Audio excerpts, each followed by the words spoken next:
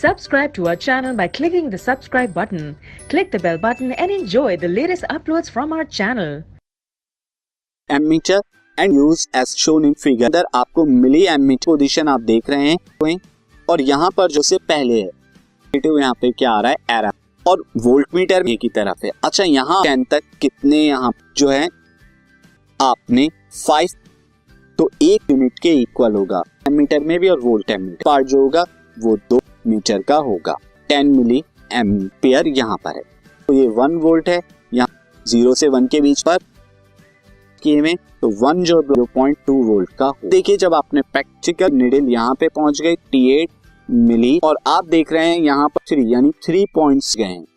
अब आपको एक करेक्शन करना होगा। This experiment the radiation B में जो आपको दे रखे के बाद की पोजीशन दे रखे, अब आपको क्या करना है, तो current end voltage in the क्या होंगी, यानी जो एरर थी मिली एमीटर में वो आपको हटानी होगी। मीटर हैज नेगेटिव एरर, तो नेगेटिव ऑफ 0 करेंगे, negative of therefore milli ampere है उसमें प्लस हो जाएगा पीछे की तरफ था, तो आप आगे 2 milli ampere correct reading. Meter के केस में क्या होगी, 2 ब्लॉक और 2 ब्लॉक के वोल्ट के, तो वो आप करने के बाद 3.2 की एग्जैक्ट जो करेक्ट रीडिंग है।